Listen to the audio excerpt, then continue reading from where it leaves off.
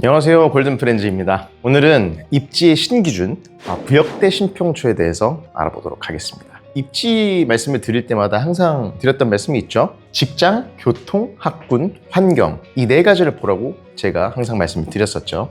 그런데 이제는 이것뿐만이 아니라 봐야 할 것들이 많이 늘어났습니다. 요즘 MZ 부동산 매수자들 사이에서 유행하는 말이 얼죽신이라는 말이 유행을 하고 있어요. 이게 무슨 뜻이냐? 얼어 죽어도 신축.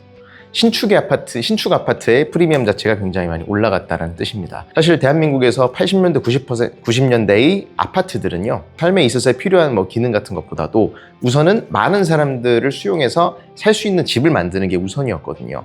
그러다 보니 거주자들의 편의성은 조금 상대적으로 좀 고려가 덜 됐던 것 같아요. 하지만 지금은 그 아파트라는 것은, 특히 신축 아파트의 경우에는 그 사람의 삶의 퀄리티를 높여주는 하나의 소비재이자 어찌 보면은 약간의 사치재의 개념으로 좀 가고 있기 때문에 기준 자체가 많이 달라졌던 것 같아요. 그래서 요즘 유행하고 있는 부역대 신평초가 뭔지 한번 설명을 드려보도록 하겠습니다.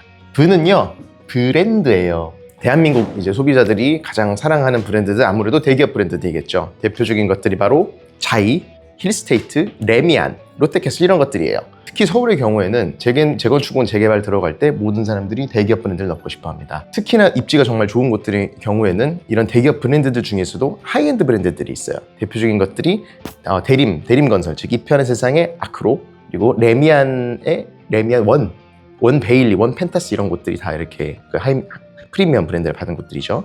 그리고 헬스테이트의 경우에는 DH, 이렇게 하이엔드 브랜드들이 있고, 이 브랜드에 따라서 실제 들어가는 커뮤니티나 이런 것들 차이가 많이 나기 때문에 굉장히 좀 중요하다고 볼 수 있겠습니다. 두 번째는 역세권이에요. 신축을 선호하시는 분들의 대부분이 나이대가 그리 많지 않은 경우가 되게 많습니다. 보통 30대, 40대, 50대 이 정도 되시는 분들은 일반적으로 꼭 출근을 하시죠. 그렇기 때문에 역세권은 여전히 중요합니다. 단, 대단지 아파트들의 경우에는 단지 내 어디에 살고 있느냐에 따라서 단지 안에서도 가격 차이가 굉장히 나는 경우가 있습니다. 세 번째는 대단지예요.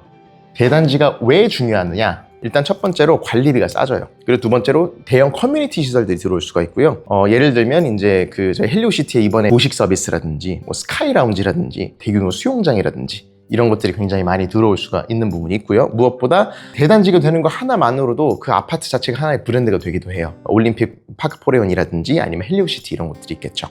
반포자이나 그런 것도 마찬가지일 겁니다. 반포자이가 만약에 500세대밖에 안 되는 곳이었으면 사람들이 몰랐을 겁니다. 그리고 신은 여러분들이 생각하셨던 것처럼 바로 신축입니다. 신축 아파트는 현재 구축 아파트들에 비해 굉장히 큰 장점들이 많아요.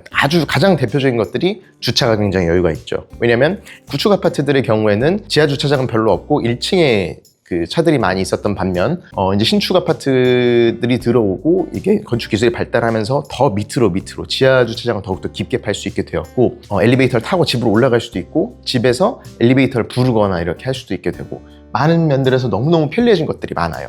그래서 신축에 대한 선호도가 굉장히 높아질 수밖에 없습니다. 그리고 이것은 아주 간단한 팁일 수는 있으나 한 가지 더 말씀을 드리자면, 구축 아파트를 산다고 했을 때는 수리비가 반드시 들어가게 돼 있습니다. 한번 리모델링을 해야 되거든요. 요즘 수리비가 굉장히 비싸요. 30평 때문에 5천만 원 이상도 넘어가는데, 그래서 이런 부분을 조금 더 고려해 보시면 좋을 것 같다는 생각이 들 것 같습니다. 평은 평지예요. 서울의 경우에는 평지인 곳이 생각보다 그렇게 많지 않습니다. 평지가 만약에 아니라 언덕인 경우에는 아예 엄마들, 이런 분들, 유모차 끌고 다니는 분들 입장에서 굉장히 좀 애로사항들이 있을 수가 있습니다. 그래서 반드시 평지인 곳을 굉장히 선호를 하고요. 초는 초등학교입니다. 초품화라고 많이 하잖아요. 단지 안에 있으면 가장 베스트이고요. 대표적인 예시가 바로 반포자이겠죠. 그러니까 큰 길을 건너지 않고도 갈 수 있는 위치에 초등학교가 위치해 있는 것이 가장 베스트라고 볼 수 있습니다. 굉장히 어리잖아요. 그리고 막 뛰어다니기 때문에 큰 차도를 건너게 되거나 이렇게 하게 되면 아무래도 리스크가 더 늘어나게 되고 부모 입장에서는 불안할 수밖에 없습니다. 따라서 이렇게 부, 역, 대, 신, 평, 초, 이 6가지가 새로운 입지의 판단 기준으로 들어오고 있다. 따라서 앞으로는 직교 확환뿐만 아니라 이 부역대 신평초를 함께 고려를 해서 매수를 생각하심이 옳다.